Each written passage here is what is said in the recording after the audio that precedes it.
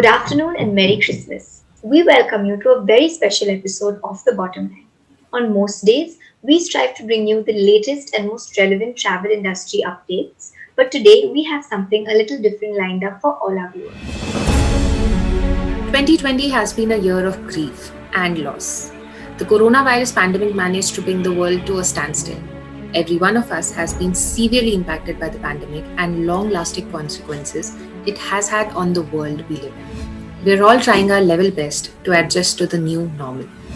This year has been particularly devastating for the travel and tourism industry, whether it's been airlines suffering major losses or small travel and tour operators having to shut down. Every aspect of the travel and tourism industry has suffered severely because of the pandemic. Despite all of this, we have somehow managed to rebuild, innovate, and expand our imaginations and visualize the travel industry as something new for the upcoming year. On today's special episode, we'd like to highlight all the good that's come out of 2020. So, presenting to you the top positive travel industry updates about the year that was, here's how we have managed to pick up ourselves and soldier on. India's domestic air passenger traffic has reached over half of the pre-COVID levels, according to the Ministry of Civil Aviation. Maharashtra has accorded industry status to the hospitality sector. Direct air service has begun between Shillong and Delhi. Holiday travel has gradually picked up in India, and travel agencies are gearing up to beat COVID-19 blues. Thailand has opened up for all countries, including India, for tourism. Jet Airways may restart domestic and international operations by summer of 2021, according to an official report. The Australian Federation of Travel Agents has applauded $128 million sector-specific support. The tourism sector will thrive again in the post-vaccine era, according to Puneet Chhatwal. 57% of Indians have planned their leisure travel early in 2021, according to a survey conducted by Zest Money. The Scottish Government has pledged £104 million for the tourism and the hospitality sectors. India's domestic passenger traffic has reached more than half of pre-COVID level operations, with the number of daily air travelers crossing over 2 lakhs in November. A top official of the Union Ministry of Civil Aviation said. Commenting on this, Pradeep Singh Kharola, Secretary, Union Minister of Civil Aviation said, "When we opened domestic aviation about 5-6 months back, in the month of May, on the first day in a big country like ours, only 30,000 people traveled. And look at the figures last week. We have crossed 2 lakh passengers per day. In normal times, it is about 3.5 lakh to 4 lakh passengers a day. So we have crossed more than half of the normal operations, and at a very fast rate, we are approaching the normal."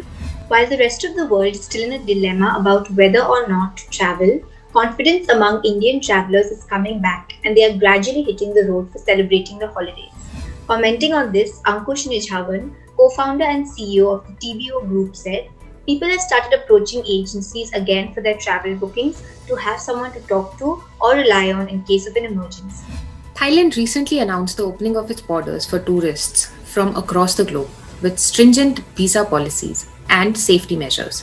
The country is now allowing visitors to apply for the tourist visa or special tourist visa with mandatory 14-day quarantine at government-approved quarantine facilities.